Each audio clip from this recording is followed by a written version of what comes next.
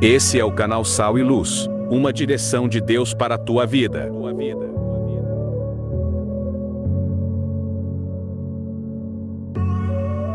Paz de Jesus para a sua vida, queridos irmãos. Estamos novamente aqui, diretamente dos estúdios da ADC TV e também pelo canal ADC Educacional, com mais uma pré-aula para a classe de jovens. Estamos estudando nessa lição, na Cova dos Leões, o exemplo de fé e coragem de Daniel para um testemunho cristão em nossos dias. E certamente essas lições têm sido proveitosas, têm sido prazerosas para nós e têm nos trazido o conhecimento necessário para as nossas vidas aqui na classe de jovens, e certamente os jovens serão ricamente abençoados, fortalecidos e terão uma vida cheia da presença de Deus através do conhecimento das Escrituras. E nós estaremos estudando desta feita a lição de número 11. A lição de número 11 será a lição que estaremos aqui abordando para você, ajudando você nessa pré-aula, para que você possa, em sala de aula, com os jovens, fazer uma explanação do conteúdo, e certamente será uma bênção para você, será uma bênção para os nossos alunos, e certamente sairão dessa aula lá com vocês, bem fortalecidos, alegres na presença de Deus, porque isso é o mais necessário. É nós termos em tempos difíceis o conhecimento das Escrituras e que nos trará a solidez necessária para as nossas vidas em um nome de Jesus. Eu acredito piamente que nós iremos nesta lição aprender diversos assuntos que vai te ajudar em sala de aula na abordagem do tema. O tema da nossa lição de hoje, dessa pré-aula, lição de número 11, é revelações sobre o tempo do fim. E nós precisaremos estar atentos, queridos irmãos, a tudo aquilo que é revelado nas Escrituras Sagradas, que é descortinado para nós, para que nós tenhamos a ciência e o conhecimento de Deus, para não sermos enganados. E quando nós falamos sobre coisas futuras, coisas escatológicas, aí mais nós deveremos apurar nossa atenção e estarmos diante de Deus em oração e sempre com a vida diante do Senhor. Porque para nós, os servos de Deus, as revelações das coisas futuras, para mim e para você, será algo de alegria, porque vai retratar nas nossas vidas o nosso futuro glorioso com o Senhor. Mas os acontecimentos que virão, ainda que estivermos aqui na terra, nós precisaremos estar atentos a todos os eventos que acontecem ao nosso derredor. E a lição de hoje, nós vamos iniciar esta lição e estudar dentro desta lição o capítulo de número 8 do livro do profeta Daniel, que a partir daqui tem a sua literatura, tem a sua escrita feita no hebraico. E ainda mais, nós começamos um assunto de forma escatológica, de uma forma mais aprofundada dentro dos assuntos que acontecerão de forma futura, os últimos acontecimentos que foram já profetizados por Daniel há muito tempo atrás e que agora nós temos o conhecimento e estamos nos preparando, e certamente o Senhor irá recolher a sua igreja desta terra. É isso que alegra o nosso coração.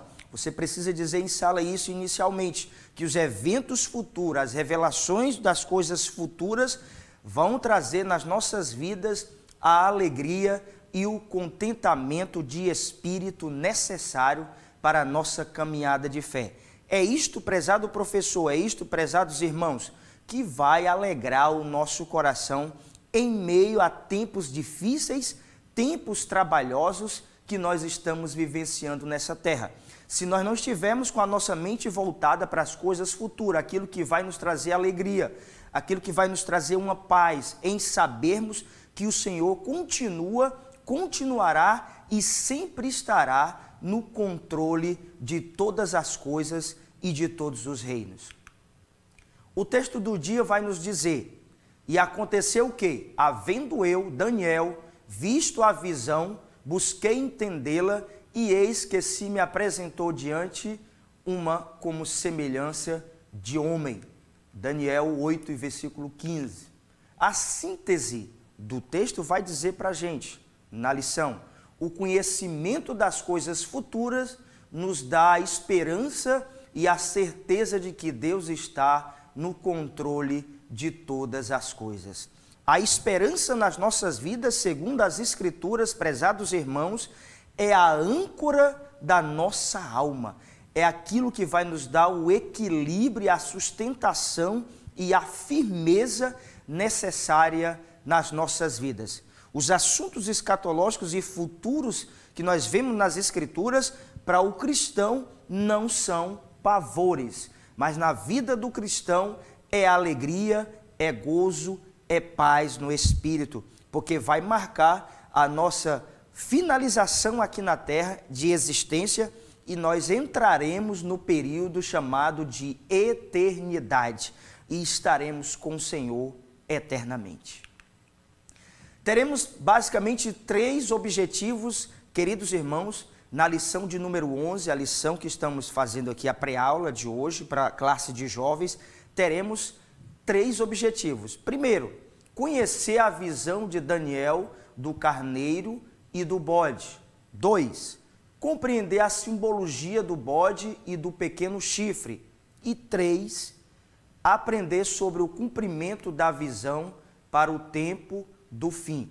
Então estaremos estudando basicamente esses 3 objetivos em sala. Você pode estender o seu conhecimento, você pode abordar de uma forma mais profunda os assuntos que serão aqui trazidos. Certamente você terá a oportunidade de se aprofundar ainda mais no conhecimento e fazer uma aula bem dinâmica com os irmãos em sala, com as irmãs em sala, certamente, e isso vai incrementar realmente a sua aula naquele momento. Certamente o Senhor irá te dar o embasamento necessário para a sua vida. Mas nós iremos basicamente ver esses 3 objetivos. Conhecer a visão de Daniel do carneiro e do bode, compreender a simbologia do bode e do pequeno chifre e aprender sobre o cumprimento da visão para o tempo do fim.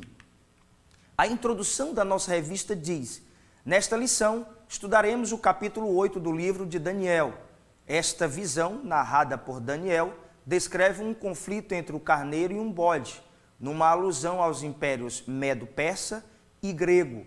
Ao mesmo tempo, a passagem descreve uma revelação sobre Antíoco Epifânio e a sua representação do anticristo nos tempos do fim. Nós já temos visto isso e vimos na aula passada acerca de 4 animais, ou seja, 4 impérios, né, que foi estudado aqui por nós na aula de número 10, e nós continuaremos vendo acerca desses reinos, acerca desses impérios, e que tudo isso hoje tem desencadeado nos nossos dias atuais, nos governos do mundo inteiro, terem o seu apogeu, a sua hegemonia, os seus poderes para conquistar terras, para conquistar pessoas, para conquistar nações. E nós vemos hoje, de forma tão assustadora, a nação de Israel, a nação santa de Deus, sendo a todo custo bombardeada, tentado ser varrida da terra, porque esse é o interesse do inimigo de nossas almas, é varrer da terra a nação escolhida por Deus, a nação de Israel, mas não conseguirão. Nós temos visto que o cenário tem sido preparado. Nós temos visto, e já foi comentado na aula anterior, que o cenário global tem sido já armado. Os eventos dos tempos finais estão a todo vapor. E nós, como cristãos, como servos de Deus, você, professor, precisa deixar isso bem sucinto no coração dos alunos, na classe para os jovens, a preparação que eles precisarão ter, que nós precisaremos ter na nossa vida nos últimos dias da igreja aqui nessa terra. O tópico 1 diz: a visão de um carneiro e um bode. Características da visão. A visão do capítulo 8 do profeta Daniel ocorre no 3º ano do reinado de Belsazzar, Daniel 8:1, por volta do ano 550, 549 a.C. Daqui em diante, o texto do livro de Daniel está escrito em hebraico, como já comentei com vocês há poucos instantes. Daniel se vê na cidadela de Suzã, na província de Elão, localizada a cerca de 300 quilômetros a leste da Babilônia. Daniel 8:2. A expressão cidadela denota ou alude aqui um local específico, referindo-se a uma fortaleza situada num lugar estratégico. Sempre o nosso adversário, ele como é estrategista de guerra, ele vai tentar de todas as formas desarticular a igreja do Senhor, mas ele jamais conseguirá, porque a igreja do Senhor tem o seu general. O general de guerra é o Senhor Jesus nas nossas vidas, que tem nos levado de forma triunfante, de forma vitoriosa nesta terra. E continuará com a sua mão estendida sobre as nossas vidas para nos guardar e para esclarecer a nossa mente acerca dos eventos finais, e que nós vamos estar estudando aqui alguns nessa pré-aula. Tópico 2, subtópico 2 diz, o carneiro. O primeiro animal da visão de Daniel é um carneiro que possuía 2 chifres altos, Daniel 8:3, simbolizando o império Medo-Persa, Daniel 8:20, a gente vai ver isso também. E o mais alto subiu por último. A Pérsia já existia como forte nação até as invasões pelos bárbaros do norte. Depois a Média tomou a iniciativa de constituir-se uma nação livre, que veio a tornar-se império. Esse carneiro dava marradas, ou seja, tinha conquistas alcançadas pela violência.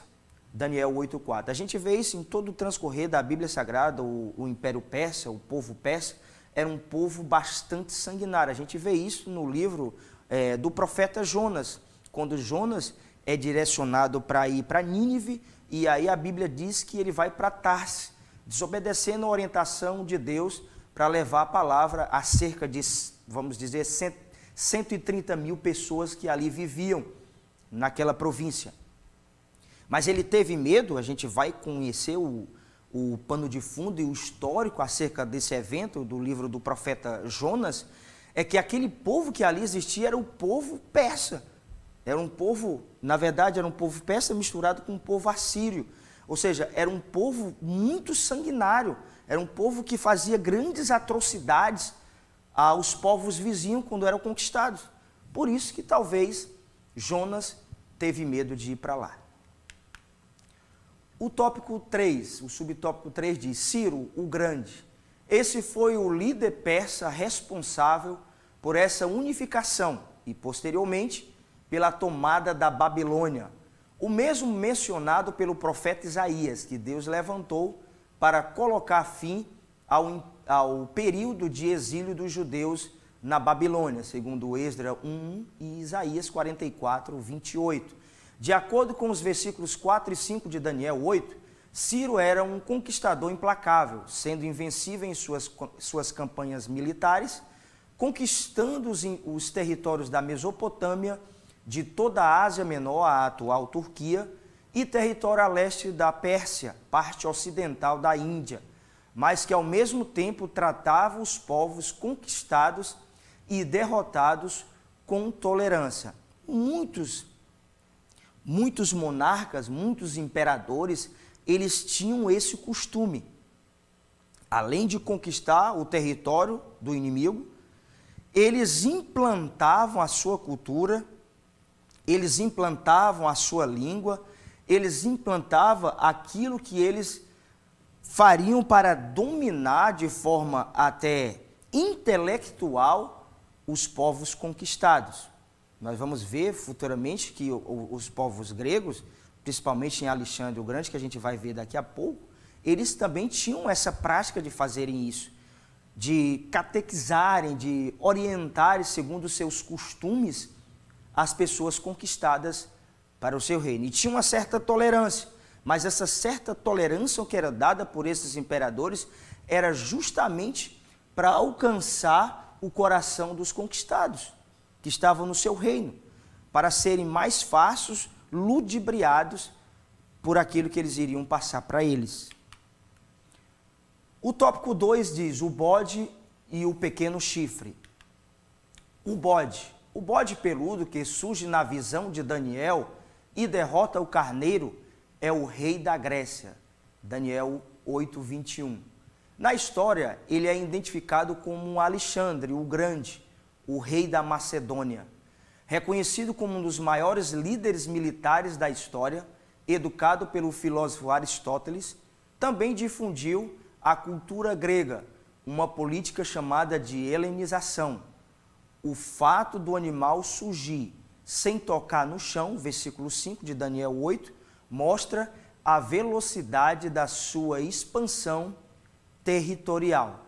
A helenização que era feita por Alexandre o Grande era justamente isso, é tentar moldar a mente dos conquistados segundo seus costumes. E nós vemos isso hoje nos nossos dias atuais. Governantes do mundo inteiro tentando com as suas ideologias, com seus conhecimentos mundanos e até diabólicos, tentar ludibriar as pessoas. E até muitos cristãos têm sido enganados por esse tipo de conversas que são feitas pelas lideranças nos dias de hoje. Nós precisamos estar muito atentos, precisamos ter hoje, mais do que nunca, aquilo que é descrito em 1 Reis, capítulo 13. Você poderá ver essa leitura, estudar essa leitura e passar em classe com os seus alunos. O texto de 1 Reis, capítulo 13, vai retratar a história de dois profetas. O profeta jovem, que foi enviado por Deus a Betel e Adã, que tinha ali dois objetos de adoração pagão, e Deus enviou para lá esse profeta para que profetizasse ali contra o rei Jeroboão, contra aquele altar que está sendo levantado em Betel. Mas ali também existia, segundo o texto de 1 Reis 13, um profeta velho, um profeta que já não tinha mais visão, um profeta que já estava com a sua vida já avançada em dias. Mas aí o texto vai dizer, parafraseando aqui para você, que aquele profeta chegou, mas o Senhor havia dito para ele: olha, profeta, tu irás lá, não comerás, não beberás, não sentarás à mesa e não voltarás pelo mesmo caminho. Tudo bem, no primeiro momento, o profeta ali, jovem, o profeta novo, chega ali no reinado, profetiza, faz aquilo que Deus havia mandado, ele fez, mas aí existia um profeta velho. E esse profeta velho tinha dois filhos, diz o texto de 1 Reis 13, que esses dois filhos estavam lá, quando o profeta jovem ele é usado, e aí quando esse profeta jovem é usado, os dois filhos do profeta velho vê e fala para o pai, que tinha um profeta jovem na cidade. E imediatamente aquele profeta velho pede aos seus dois filhos que abarguem um jumento e leve e traga esse rapaz até ele, para eles conversarem. E aí o profeta novo já começa a se desvirtuar daquilo que o Senhor havia dito para ele não fazer. O profeta jovem, resumindo, vai à casa do profeta velho, senta-se à mesa, come, bebe e ainda volta pelo caminho. Ele não deveria ter feito isso. O que faltou? Faltou o que tem faltado na vida de muitos cristãos nos nossos dias: discernimento espiritual. O discernimento espiritual nos nossos dias, prezados irmãos, é algo determinante nas nossas vidas cristãs. Nós precisamos discernir aquilo que é correto do incorreto, aquilo que é sadio e daquilo que é doentio para a vida cristã.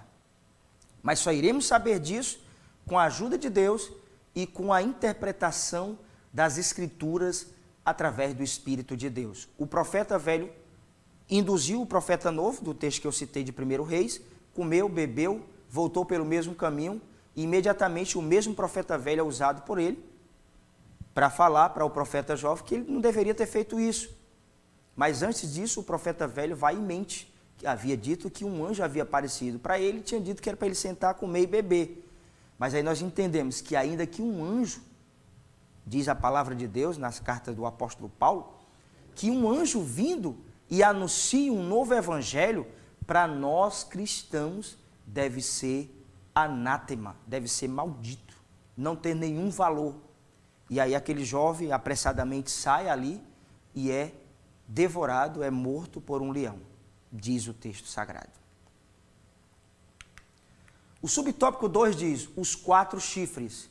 Alexandre morreu com apenas 33 anos de idade e sem sucessor familiar, cumprindo-se que a profecia de que o seu reinado seria quebrado e repartido, mas não para a sua posteridade. Daniel 11:8. Os 4 chifres representam a divisão do reino depois de sua morte, que desencadeou uma série de batalhas entre seus generais, Cassandro, Lisímaco, Ptolomeu e Seleuco. Cassandro reinou na Macedônia, Lisímaco reinou na Trácia e na Ásia Menor, Ptolomeu reinou no Egito e Seleuco reinou sobre a Síria e o restante do Oriente Médio. Este último, em seu reino, incluía-se a Judéia, palco da sequência da profecia que nós iremos ver futuramente. Então, um imperador ainda jovem, 33 anos, morreu sem deixar descendência. E aí nós vemos que na representação da visão que há no livro de Daniel, dos chifres, 4 generais se levantam e aí entre eles ainda há uma desavença. Ainda há uma desavença no reinado. O tópico 3, o pequeno chifre. De um dos chifres saiu um chifre pequeno e se tornou muito forte para o sul, para o oriente e para a terra gloriosa. Daniel 8:9. Este chifre pequeno, referido no texto, é o rei Antíoco Epifânio, descendente de Seleuco, o general que recebeu o território da Síria depois da morte de Alexandre. Esse reino passou a ameaçar a Israel. Esse general, dotado de um temperamento cruel e sanguinário, cometeu diversas atrocidades contra o povo judeu, buscando o seu extermínio. Em uma de suas campanhas militares, invadiu e profanou o templo em Jerusalém. Daniel 8, versículos 10 e versículo 11. Sempre o inimigo tentará fazer isso, profanar as coisas sagradas, causar embaraço para as coisas de Deus e para os servos de Deus. E isso já vem há bastante tempo. Sempre que analisamos as profecias acerca do retorno de Cristo e das coisas futuras e finais, escatologicamente falando, nós iremos ver a perseguição dos impérios mundiais, a perseguição dos reinos passados para destruir, para aniquilar a nação de Israel. Eles não querem aquele território, eles querem destruir, eles querem varrer Israel da face da terra. Essa perseguição existente hoje em Israel e os palestinos, a gente vê que não é apenas por um pedaço de terra onde existe uma mesquita, mas eles querem realmente, influenciados pelo inimigo de nossas almas, destruir Israel. Essa é a vontade dos povos inimigos de Israel, aniquilar o povo de Deus, mas não conseguirão, porque o Senhor é o guarda de Israel, ele sempre estará guardando o seu povo. Assim aconteceu com muitos líderes. Hitler fez uma atrocidade imensa, outros líderes que se levantaram na nossa era para tentar aniquilar a nação de Israel, mas as suas campanhas não tiveram êxito e jamais terão, porque é o Senhor que guarda Israel. Nós vemos cotidianamente notícias em que povos terroristas, homens bombas, tentam invadir Israel para matar, para destruir o povo de Israel. Mas graças a Deus, aprove a Deus a dar uma sabedoria imensa, a dar uma inteligência imensa ao povo de Deus para construírem balisticamente armas que possam guardá-los. E quando as armas não poderá guardar o povo de Deus, o Senhor virá e guardará. A gente vê que hoje Israel praticamente está totalmente sitiada, está praticamente cercada, e os exércitos do mundo estão avançando para tentar invadir a Israel. Esse é o cenário, esse é o evento que poderá acontecer a qualquer momento. Tópico seguinte, o tempo do fim. Nós estamos vivendo esse tempo, não se engane. Nós estamos vivendo os últimos dias da igreja de Jesus nessa terra. Nós estamos passando por momentos como uma mulher nas dores de parto. E nós precisaremos estar atentos, e você precisa, professor, passar isso em sala de aula para os seus alunos, a importância de uma preparação para o retorno de Jesus. Esses acontecimentos que nós estamos estudando no livro de Daniel, nas profecias de Daniel, irão nos ajudar a nós termos discernimento espiritual e termos a preparação necessária nas nossas vidas cristãs para que possamos alcançar de Deus o livramento e vivemos eternamente com o Senhor. A gente vê a partir do capítulo 1 do livro do profeta Daniel, Daniel ainda jovem com seus amigos, mas eles resolveram, eles assentaram no seu coração a não se contaminarem com as iguarias, com as comidas, com as bebidas que o rei estava dando ali.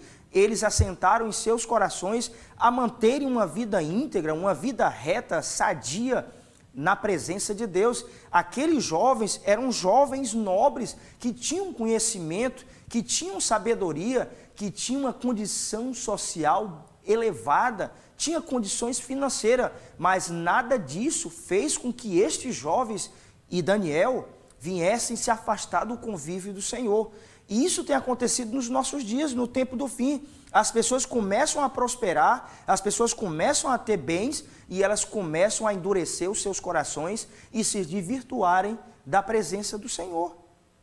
E isso não poderá acontecer, isso não poderá existir no meio do povo de Deus, porque nós entendemos que todo bem vem das mãos do Senhor para as nossas vidas. Toda a prosperidade, toda a bonança, tudo aquilo que nós alcançamos e conquistamos vem das mãos do Senhor para as nossas vidas. E você precisa entender isso. Você precisa passar isso em sala de aula para os jovens. Olha, jovens, vocês precisam entender que a vida de vocês é para a glória de Deus. Daniel viveu nesse mesmo tempo que vocês, de juventude, desses prazeres da mocidade, mas nada disso os impediu, ou impediu Daniel também, de ter uma vida regrada por Deus. O subtópico 1 diz, o protótipo do anticristo. Em razão de suas características e descrições bíblicas, Antíoco é tido por muitos intérpretes das Escrituras como um tipo de anticristo. Isso acontecerá no fim dos tempos com um líder mundial, descrito em Apocalipse como a besta que surge do mar. Apocalipse 13 e versículo 1. A expressão mar aqui significa, você pode dizer para os alunos, significa nações, significa povos, um aglomerado grande de pessoas. Mas assim como Antíoco foi derrotado, o anticristo também será, este pelo próprio Senhor Jesus, também derrotado. Por suas astúcias nos seus empreendimentos, fará prosperar o engano, no seu coração se engrandecerá e destruirá a muitos que vivem despreocupadamente, levantar-se-á contra o príncipe dos príncipes, mas será quebrado sem esforço de mãos humanas. Daniel 8 e versículo 25. É isso que acontecerá com o anticristo. Ele será destruído pelo nosso Senhor. Aqui descrito como o príncipe dos príncipes. Ele será destruído. Essa é a certeza que nós temos. Essa é a veracidade dos fatos. O Senhor Jesus voltará para aniquilar o governo mundano, dar fim a um governo mundano e maligno e estabelecer o seu reino eterno. É isso que acontecerá. Quando os reinos do mundo inteiro sitiarem, cercarem Israel com os exércitos do mundo inteiro, então Israel irá clamar ao Senhor e o Senhor voltará para recorrer a Israel e livrar a Israel da destruição. É isso que acontecerá. O inimigo, querendo ou não, certamente acontecerá, porque a palavra de Deus é viva e eficaz. A palavra de Deus é a palavra absoluta da verdade. Não há outra verdade comparada à verdade das Escrituras, porque é a verdade falada pelo Senhor, o nosso Deus. Então, se o Senhor disse, certamente acontecerá. Subtópico 2, uma visão atormentadora. Eu, Daniel, enfraqueci e tive enfermo alguns dias. Então me levantei e tratei dos negócios do rei. Espantava-me com a visão, e não havia quem a entendesse. Daniel 8, 27. Por mais espiritual que fosse Daniel, ou mesmo nós, existirão momentos em que a fraqueza nos abate, mas a Bíblia diz que ele se levantou e voltou às suas tarefas diárias, não deixando de cumprir seus afazeres e compromissos reais. Daniel nos mostra nesse versículo que as profecias escatológicas não podem nos levar a fugir da nossa realidade aqui na terra, mas devemos cumprir com nossas obrigações e chamado. É isso que precisará acontecer. A realidade dos fatos que acontecerão na vinda de Jesus não irá nos impedir de nos mantermos fiéis ao Senhor. E aqui eu quero abrir um parêntese, eu quero falar uma coisa importante acerca disso. Eu ouvi um grande pastor aqui brasileiro dizer uma coisa importante, e isso é uma realidade, eu vou retratar para você. Nós, como cristãos, nós precisamos aguardar Jesus voltar hoje, agora, nesse prezado momento. Esperar com a nossa vida preparados para o Senhor, mas também, ao mesmo tempo, nós precisaremos entender que Ele poderá voltar daqui a 100 anos. Isso quer dizer que nós precisaremos trabalhar enquanto Jesus não volta, nos preparando para o seu retorno. Essa era a frase que esse pastor renomado disse, e eu aqui estou parafraseando para você. Precisamos nos preparar para Jesus voltar agora, mas ao mesmo tempo trabalhar como se Jesus viesse daqui a 100 anos. Ou seja, nós precisamos produzir no reino de Deus. Eu e você somos frutíferos. Você precisa dizer isso para os seus alunos. Eles precisam ser frutíferos, dar crescimento, expandir a sua mente nas Escrituras Sagradas e procurar crescer a cada dia em graça e também em conhecimento. Nós precisamos alicerçar nossa vida em Deus e trabalhar, não ficarmos nos escondendo em coisas fúteis na nossa vida, mas precisaremos trabalhar para o reino de Deus. E a primeira coisa é colocar a nossa vida diante do Senhor imaculados. Subtópico 3. Humildade e confiança diante do futuro. Espantava-me com a visão e não havia quem a entendesse. O profeta teve a humildade de reconhecer que nem mesmo ele tinha todas as respostas. Quando se trata de escatologia, grifo meu aqui, não teremos o esgotamento de todos os eventos narrados na Bíblia. É isso que acontece. O cristão, ele não tem a capacidade de conhecer todas as coisas de Deus. Se assim fosse, o nosso Deus, o Criador dos céus e da terra, não seria Deus. Ele é infinito e nós somos finitos. O Senhor, Ele é eterno. Nós ainda, nesse prezado momento, ainda não somos, mas passaremos a ser. Todas as coisas descritas nas Escrituras estão ali para nós termos a ciência do que acontecerá. Todos os eventos, tudo aquilo que vai acontecer, que é para nós sabermos, nós temos descrito na palavra de Deus.